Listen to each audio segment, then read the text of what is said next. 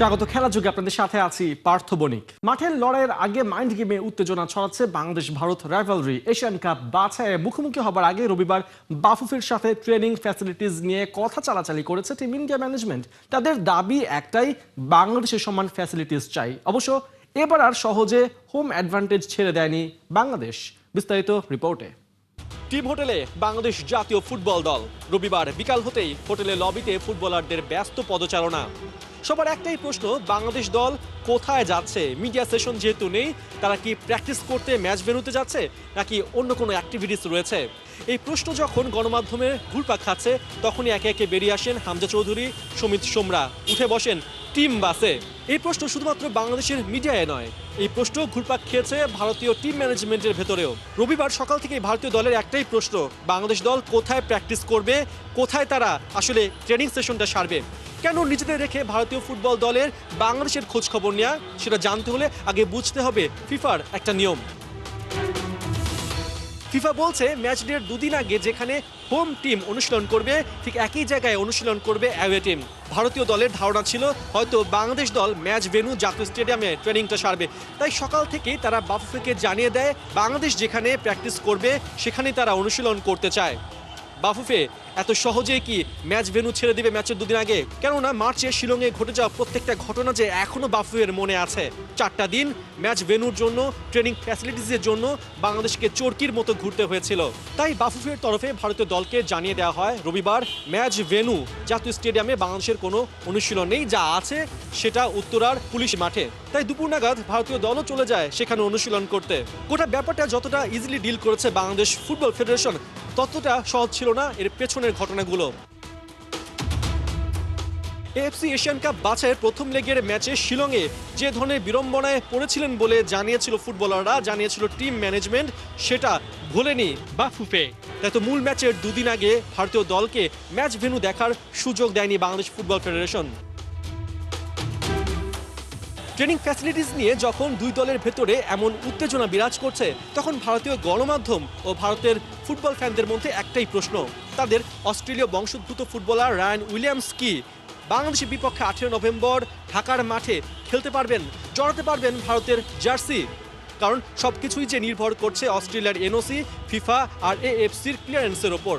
তবে রায়ান উইলিয়ামসকে নিয়ে বাংলাদেশের ফুটবলারদের খুব একটা ভাবার কোনো কারণও নেই, কারণ তাদের দলে রয়েছে হামজা চৌধুরীর মতো একজন বিশ্বমানের ফুটবলার, রয়েছে সমিত সোমের মতো মিডফিল্ডে একটা নির্ভরযোগ্য নাম, যারা 2003 থেকে ভারতের বিপক্ষে জয়ের জন্য যে অপেক্ষা সেটা ঘোচাতে সক্ষম। এখন দেখার বিষয় ম্যাচ ডের আগে বাংলাদেশ দল কত দ্রুত নিজেদেরকে গুছিয়ে নিতে পারে, কিভাবে ভারত বধের জন্য নিজেদের পরিকল্পনা সাজিয়ে নেয়। পার্থ বণিক, 71, ঢাকা। হামজা চৌধুরীর হাত ধরে পরিবর্তনের সুর বাজছে সাউথ এশিয়ার ফুটবলে। অস্ট্রেলিয়ান পাসপোর্ট ছেড়ে ভারতীয় ফুটবল দলে রায়ান ফরওয়ার্ড উইলিয়ামস। 32 বছর বয়সী ফুটবলার উড়ে এসেছেন ঢাকায়, মুখিয়ে লেস্টার সিটি তারকা হামজার বিপক্ষে খেলতে। মঙ্গলবার এশিয়ান কাপ ম্যাচকে সামনে রেখে কড়া নিরাপত্তায় ঢাকায় গোপনে অনুশীলন সেরেছে খালিদ জামিলের দল। হাসান সজীবের রিপোর্ট। এক হামজা চৌধুরীতে যেন কেবল বাংলাদেশ নয়, বদলে যাচ্ছে পুরো সাউথ এশিয়ার ফুটবলের চিত্র। ইংলিশ প্রিমিয়ার লিগ তারকার দেখাদেখি একের পর এক প্রবাসী ফুটবলার যুক্ত হচ্ছে লাল সবুজে।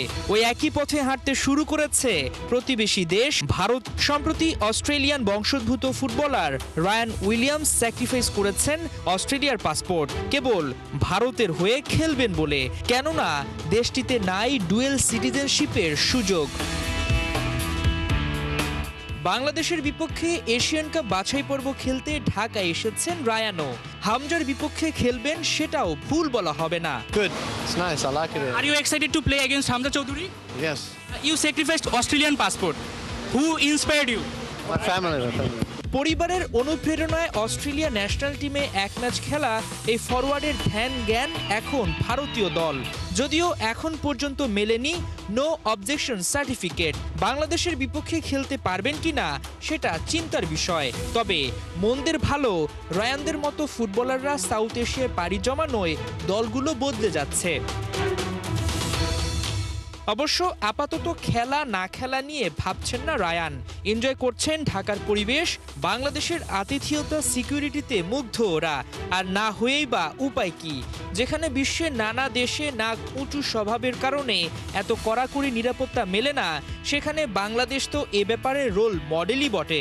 এই ধরনের সিকিউরিটি আমরা কখনোই দেখিনি। ধন্যবাদ জানাই আমাদের প্রেসিডেন্ট তাবিদুল ভাইকে এবং আমাদের যে গাউস ভাই আছেন এটার প্রধান, ওনারা সর্বাত্মক চেষ্টা করেছেন এবং সার্বক্ষণিক তাবিজ সাহেব প্রেসিডেন্ট যোগাযোগ রেখেছেন কিভাবে করলো, প্রোটোকল ঠিক আছে কিনা। অলরেডি এখানে পুলিশের 2 জন আছেন, স্কোয়ার্সের আছেন, এলিট ফোর্স আছেন, র্যাব গাড়িও আসবেন। পর্যাপ্ত নিরাপত্তা তাদেরকে দেওয়া হয়েছে ইনশাল্লাহ। ব্যাপক সিকিউরিটির মধ্যে যেমন ভারতীয়দের গা ঘেঁষাটাই কঠিন, তেমনি ঢাকায় নিজেদের প্রথম অনুশীলনটাও ভারত করেছে কড়াকড়ি অবস্থায়, গোপনে ঢাকার উত্তরায়। হাসান সজীব, ৭১। ফ্র্যাঞ্চাইজি ক্রিকেটে যত খেলা যাবে ততই বাড়বে স্কিল, যার ফায়দা মিলবে জাতীয় দলে। আবুধাবি টি10 খেলার জন্য বিসিবির অনুমতি পেয়ে এমনটাই জানালেন সাইফ হাসান। 1 সপ্তাহের জন্য এনওসি মিলেছে এই হার্ড হিটার ব্যাটারের। মুশফিকের 100 টেস্ট ও নিজের ব্যাটিং নিয়েও নানা কথা বলেছেন সাইফুল রূপকের রিপোর্ট। সোজা ব্যাটে মুগ্ধতা ছড়ান, সাইফ হাসানের ছক্কায় ভক্তদের জুড়িয়ে যায় পরাণ। স্টাইলিশ উইলোবাজ, বাংলার টপ অর্ডারে এখন সাইফের রাজ। গেল আগস্টে পান নতুন জীবন, দীর্ঘ বিরতির পর আবার টি20 দলের সুযোগ পেয়েই জায়গা করে নিচ্ছেন সবার মনের মণিকোঠায়। ছোট ফরম্যাটে সবশেষ 13 ইনিংসে সাইফের ব্যাট থেকে এসেছে 27টা 6। অনেকে ছক্কা সাইফ বলেও ডাকছে। একসময় টেস্ট স্পেশালিস্টের তকমা পাওয়া ছেলেটার এমন বদলে যাওয়ার রহস্যটা কি?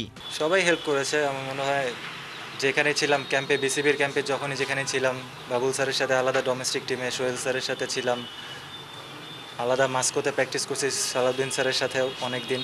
সো আমার মনে হয় যেখানে যেখানে গেছি চেষ্টা করছি মানে নিজেকে ডেভেলপ করার, যেখানেই ফোকাস মানে যেখানেই সুযোগ পাই ডেভেলপ করার চেষ্টা করতেছি। আসলে নিজের কোচ নিজে হওয়া খুব ইম্পর্টেন্ট, নিজের খেলাটা নিজেই খেলতে হবে। ব্যাট হাতে ফর্মে, অফ স্পিনেও ম্যাচের মোড় ঘুরিয়ে দেওয়ার সামর্থ্য আছে। সাইফের ওপর আস্থা রেখেছে আবুধাবি টি10 ফ্র্যাঞ্চাইজি অ্যাসপিন স্ট্যালিয়ন্স। আরব আমিরাতের রাজধানীতে 18 থেকে 30 নভেম্বর পর্যন্ত চলবে 10 ওভারের ক্রিকেট। যদিও আয়ারল্যান্ডের বিপক্ষে টি20 সিরিজ থাকায় 23 নভেম্বর পর্যন্ত খেলার অনুমতি পেয়েছেন সাইফ হাসান। ফুল টুর্নামেন্ট খেলতে পারবো না, বাট হাফ এনওসি দিয়েছে। So very thankful. ভালো একটা প্র্যাকটিস হবে আমার জন্য আয়ারল্যান্ড সিরিজের আগে। ফ্র্যাঞ্চাইজি ক্রিকেট আসলে অনেক ইম্পর্টেন্ট আমাদের খেলার জন্য। আপনি দেখতে পারেন আফগানিস্তান টিমে সবাই অনেক এস্টাবলিশ ফ্র্যাঞ্চাইজি ক্রিকেটে। সো আমার মনে হয় এখন বেশ কিছু প্লেয়ার আমাদের ফ্র্যাঞ্চাইজি ক্রিকেটে রেগুলার হচ্ছে। সো এটা আমাদের ক্রিকেটের জন্য অনেক ইম্পর্টেন্ট। আমরা বিভিন্ন কালচারে যখন খেলবো, যখন আমরা আমাদের স্বাভাবিক অবস্থায় এনজয় করতে পারবো মাঝখানে ক্রিকেটটা ওরকম যদি খেলতে পারি, তখন আউটপুট আসাটা অনেক ইজি। সাইফ যখন আবুধাবি থাকবেন তখন দেশের মাটিতে হোম অফ ক্রিকেটে চলবে আয়ারল্যান্ডের বিপক্ষে দ্বিতীয় টেস্ট, যেটা মুশফিকুর রহিমের জন্য স্পেশাল ম্যাচ। প্রথম বাংলাদেশি হিসেবে 100টা টেস্ট খেলার কীর্তি গড়বেন মিস্টার ডিপেন্ডেবল। অবশ্যই ইন্সপিরেশন, তার ওয়ার্ক এথিক্স, মুশফিক ভাইয়ের এভরিথিং, প্র্যাকটিস, এভরিথিং সব কিছুই অনেক বড় একটা ইন্সপিরেশন। তার ওনার স্ট্যাটস সেটা বলে। সো ভেরি হোপফুল, ভালো একটা শেষ হবে মুশফিক ভাইয়ের। সাইফ, তাসকিন, সাকিব আল হাসান 3 জন 3 দলে। আবুধাবি টি10 টাইগারদের মাঝেই চলবে দারুণ এক লড়াই। সাইফুল রূপক, ৭১। হংকং চায়নাকে উড়িয়ে দিয়ে দুরন্ত শুরু করা বাংলাদেশ এ দলের সামনে আফগানিস্তান বাধা। রাইজিং স্টার্স এশিয়া কাপের দ্বিতীয় ম্যাচে সোমবার রাত 8:30টায় মাঠে নামবে টাইগাররা। সোহান আকবরদের স্পিন পরীক্ষাও দিতে হবে এই ম্যাচে। শ্রীলঙ্কা এ দলকে হারিয়ে আফগানরাও আছে দারুণ মেজাজে। আন্তর্জাতিক ক্রিকেটে অভিষেক হওয়া সিদ্দিকুল্লাহ আতাল, মোহাম্মদ গাজানফাররা এই ম্যাচে ভোগাতে পারে টাইগার ব্যাটারদের।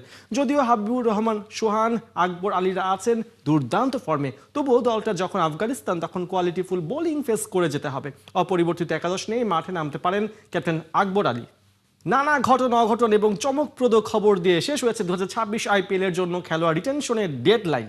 আইপিএল এর আগে মিনি অকশনে 29 জন বিদেশি ক্রিকেটারের দল পাওয়ার সুযোগ থাকবে। 29 জনের লিস্টে কি এক বা একাধিক বাংলাদেশিও ঢুকে যেতে পারে? সেই সম্ভাবনা কতটুকু? ফয়সাল হাবিব জানাচ্ছেন সেটাই। আইপিএল ক্রিকেটের সবচেয়ে জাঁকজমকপূর্ণ টুর্নামেন্ট। পছন্দ করুন অথবা না, আইপিএলকে আপনি না বলতে পারবেন না।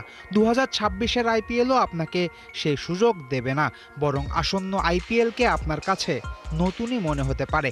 আন্দ্রে রাসেলকে কলকাতা বাদে অন্য দলে দেখতে হবে। রবীন্দ্র জাদেজার শরীরে থাকবে না হলুদ জার্সি।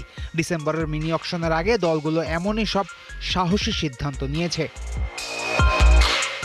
সাধারণত মেগা নিলামের পরের বছরই দলগুলো খুব বেশি ক্রিকেটার ছাড়ে না, কিন্তু এবার ঘটেছে ভিন্ন রকম ঘটনা। বেশিরভাগ দলই তাদের বিদেশি ক্রিকেটারদের কোটা প্রায় ফাঁকা করে ফেলেছে। আসন্ন আইপিএল নিলামে কলকাতা সর্বোচ্চ 6 জন বিদেশি ক্রিকেটার নিতে পারবে। দিল্লি ক্যাপিটালসের বিদেশি স্লট ফাঁকা 5 জনের। লখনৌ, গুজরাট আর চেন্নাই নিতে পারবে 4 জন করে বিদেশি ক্রিকেটার। ব্যাটারদের লিস্টে খুব বেশি আশা না থাকলেও পেসার এবং স্পিনারের ক্যাটাগরিতে আসন্ন আইপিএল নিলামে চাহিদা দেখা যেতে পারে টাইগার ক্রিকেটারদের নিয়ে। মুস্তাফিজ ছাড়াও একাধিক ক্রিকেটারের দল পাওয়ার সম্ভাবনা বাড়ছে। মাথিসা পাথিরানাকে ছেড়ে দেয়া চেন্নাই সুপার কিংসের স্কোয়াডে একমাত্র বিদেশি পেসার নাথান এলিস। নিজেদের হোম কন্ডিশনের কথা চিন্তা করে আবারও মুস্তাফিজুর রহমানের জন্য যেতে পারে দলটা। স্পেন্সার জনসন আর আনরিখ নরকিয়াকে ছেড়ে দেয়া কলকাতা নতুন বলের পেসার চাইবে একজন। ইনজুরি প্রবণ জশ হ্যাজেলউডের ব্যাকআপ দরকার রয়্যাল চ্যালেঞ্জার্স বেঙ্গালুরুর। আইপিএলে বিদেশি স্পিনারদের চাহিদাও দেখা যায় হরহামেশা, কিন্তু মুজিবুর রহমান, ওয়ানিন্দু হাসারাঙ্গা, মাহিশ তিকসানার মতো স্পিনারদের যেতে দিয়েছে দলগুলো। এক জাদেজাকে পেয়ে 3 জন স্পিনার ছেড়ে দিয়েছে রাজস্থান রয়্যালস। হাসারাঙ্গার জায়গায় টাইগার লেগি রিশাদ হোসেনকে ভাবতে পারে তারা। একই অবস্থা সানরাইজার্স হায়দ্রাবাদেরও। অ্যাডাম জাম্পাকে ছেড়ে দেয়া হায়দ্রাবাদ খুঁজবে একজন লেগ স্পিনার। আইপিএল অভিজ্ঞতা থাকায় সাকিব আল হাসানও থাকতে পারেন দলগুলোর বিবেচনায়। নামে মিনি নিলাম হলেও নিঃসন্দেহে এবারের আইপিএল নিলামে বিদেশি ক্রিকেটারদের চাহিদা থাকবে। সারা বছর ধরে দুর্দান্ত পারফর্ম করা মুস্তাফিজুর রহমানের দল পাওয়ার সম্ভাবনা সবচেয়ে বেশি। রিশাদ হোসেনেরও এবারই অভিষেক হয়ে যেতে পারে। সেক্ষেত্রে বাংলার লেগে নজর কাড়া পারফর্ম করতে হবে বিগ ব্যাশে। আইপিএল নিলামের আশেপাশেই হতে যাওয়া বাংলাদেশের আয়ারল্যান্ডের বিপক্ষে টি-20 সিরিজে ভালো করতে পারলে সাকিব, তাসকিন, শরীফুলদের জন্য খুলে যেতে পারে আইপিএল এর দুয়ার। ফয়সাল হাবিব, 71। 11 দল নিয়ে নারী কাবাডি বিশ্বকাপ আয়োজন করছে বাংলাদেশ। উদ্বোধনী ম্যাচ সোমবার ঢাকায়। ঘরের মাঠে পদক জয়ের হাতছানি ওদের সামনে। অন্তর্বর্তী সরকার ঘোষিত তারুণ্যের উৎসবের অংশ হিসেবে এই টুর্নামেন্ট আয়োজন করছে কাবাডি ফেডারেশন। প্রথম আসর হয়েছিল 2012 সালে ভারতের পাটনায়। সেবার 25-19 পয়েন্টে ইরানকে হারিয়ে চ্যাম্পিয়ন হয়েছিল ভারত। সেবার সি গ্রুপ থেকে কোয়ার্টার ফাইনালে খেলেছিল বাংলাদেশ। ঘরের মাঠে বিশ্বকাপে ভালো করার প্রস্তুতি নিয়েছে নারীরা। মার্চে ইরানে 6ষ্ঠ এশিয়ান নারী কাবাডি চ্যাম্পিয়নশিপে ব্রোঞ্জ পদক জেতে বাংলাদেশ সেই প্রস্তুতি কাজে লাগাতে পারে এই টুর্নামেন্টে। বিশ্বকাপ কোয়ালিফায়ারে নিজেদের শেষ ম্যাচে আর্মেনিয়াকে 9-1 গোলে হারিয়েছে পর্তুগাল। তবু শান্তিতে নেই ওরা, কারণ বিশ্বকাপ সরাসরি কোয়ালিফাই করলে যে সাসপেনশনে থাকা ক্যাপ্টেন ক্রিশ্চিয়ানো রোনালদো খেলতে পারবে না টুর্নামেন্টের প্রথম 2 ম্যাচ।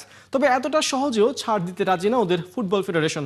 আপিল করার সিদ্ধান্ত নিয়েছে তারা। কি কি যুক্তি দেখিয়ে সাসপেনশনের মেয়াদ কমানোর আবেদন করা হচ্ছে ফিফার কাছে, তার বিস্তারিত খালিদ জামিলের রিপোর্টে। প্রথমবারের মতো 48 দলের ফিফা ওয়ার্ল্ড কাপ। 12টা গ্রুপে ভাগ হয়ে ওরা নামবে প্রথম পর্বের লড়াইয়ে। তার মানে প্রতি দলের জন্য বরাদ্দ 3টা করে ম্যাচ। কিন্তু আক্ষেপের বিষয়, পর্তুগালের জার্সিতে হয়তো তার দুটোই খেলতে পারবেন না ক্রিশ্চিয়ানো রোনালদো। তাকে ছাড়া পর্তুগিজরা যদি গ্রুপ চ্যাম্পিয়ন কিংবা রানার্স আপ হতে না পারে, কিংবা বেস্ট 8 থার্ড প্লেস হোল্ডারদের তালিকায়ও না থাকে, যদি যেতে না পারে রাউন্ড অফ 32-তে, তাহলে তো ওই একটা ম্যাচ খেলেই নিজের শেষ বিশ্বকাপটা শেষ করতে হবে CR7-কে। কিন্তু ওয়ার্ল্ড রেকর্ড স্কোরারকে তো এত সহজে হারাতে রাজি নয় পর্তুগালের ফুটবল ফেডারেশন। আয়ারল্যান্ড ম্যাচের দিন জীবনের প্রথম লাল কার্ড দেখে সাসপেন্ডেড হয়েছেন 3 ম্যাচের জন্য। সেটা কমিয়ে আনতে এবার পর্তুগাল দ্বারস্থ হচ্ছে ফিফার। শাস্তি কমানোর আবেদন জানিয়ে করবে আপিল। রোনালদোর পক্ষে তুলে ধরবে 3 যুক্তি। আবোলা নামে একটি পর্তুগিজ ক্রীড়া সংবাদ মাধ্যম বলছে, ফেডারেশনের প্রথম যুক্তি, ম্যাচের আগে আয়ারল্যান্ডের কোচ হেইমার হালগ্রিমসনের একটা মন্তব্য ম্যাচের রেফারিকে প্রভাবিত করেছে। তিনি বলছিলেন রোনালদো গেল অক্টোবরের রিভার্স পিকচারে রেফারিকে কন্ট্রোল করেছে। আয়ারল্যান্ডের মাঠে এসে নিশ্চিতভাবেই তাই প্রথম দফাতেই CR7-কে লাল কার্ড দেখানোর সিদ্ধান্তে ওই মন্তব্যের প্রভাব ছিল। পর্তুগালের দ্বিতীয় যুক্তি বক্সের ভেতরে বারবার রোনালদোকে পিঞ্চিং করছিল স্বাগতিকরা। তেমন কিছুই আবার করা হচ্ছে ভেবে আত্মরক্ষার অংশ হিসেবে আল নাসর তারকা এভাবে রিয়্যাক্ট করেছেন, যেটা আসলে ইচ্ছাকৃত ছিল না। আর তৃতীয় ও সর্বশেষ যুক্তি, ক্যারিয়ারের 225 ম্যাচে কখনো লাল কার্ড দেখেননি রোনালদো, যেটা আসলে প্রমাণ করে ড্রাফট সাজানোর সাথে এবার সরাসরি জড়িয়েছেন Portuguese football federation president Pedro Proença. বোঝাই যাচ্ছে বিষয়টি নিয়ে তারা কতটা সিরিয়াস। অবশ্য রোনালদো নিজে বেশ হতাশ হয়ে পড়েছেন। এরই মধ্যে ন্যাশনাল টিম ক্যাম্প ছেড়েছেন তিনি, অর্থাৎ পোর্তোয় আর্মেনিয়ার বিপক্ষে ওয়ার্ল্ড কাপ কোয়ালিফায়ার ম্যাচের দিন দলের আশেপাশেও থাকছেন না। হতাশা প্রকাশ করেছেন দলের হেড কোচ রবের্তো মার্টিনেজও। তিনি বলছিলেন, ব্যাপারটা আসলে খুবই অমানবিক হয়ে গেল, কারণ নিজের দলের প্রতি সে খুবই যত্নশীল। প্রায় 60 মিনিট ধরে ডি বক্সে প্রতিপক্ষের ডিফেন্ডাররা গ্র্যাব করে রেখেছিল ওকে, তাকে নিয়ে রীতিমতো টানা হ্যাচড়া করেছে। সরিয়ে দেওয়ার জন্যই সে অমনটা করেছিল। নিজের ক্যাপ্টেনের বিষয়টির ব্যাখ্যা হিসেবে মার্টিনেজ বলছিলেন, তার মনে হয় কুনুই দিয়ে নয়, পুরো শরীর দিয়েই রোনালদো ওকে সরাতে চেয়েছিল, কিন্তু ক্যামেরা অ্যাঙ্গেলের কারণে মনে হয়েছে তিনি কুনুই দিয়ে ইন্টেনশনালি আঘাত করেছেন। ঘটনা যেটাই হোক, রেফারির সিদ্ধান্ত কোনো প্রতিবাদ ছাড়াই মেনে নিয়েছে পর্তুগাল। তবে ফিফার কাছে শাস্তি কমিয়ে 1 ম্যাচের সাসপেনশন দেওয়ার যে অনুরোধ তারা করতে যাচ্ছে, সেটা ফিফা রাখবে কিনা তাই এখন বড় প্রশ্ন। খালিদ জামিল, ৭১। এই ছিল এখনকার খেলা চোখে। সরাসরি সংবাদ অনুষ্ঠান দেখতে চোখ রাখুন ৭১-এর ফেসবুক পেজে এবং সাবস্ক্রাইব করুন ৭১-এর ইউটিউব চ্যানেল। ৭১-এর সাথেই থাকুন।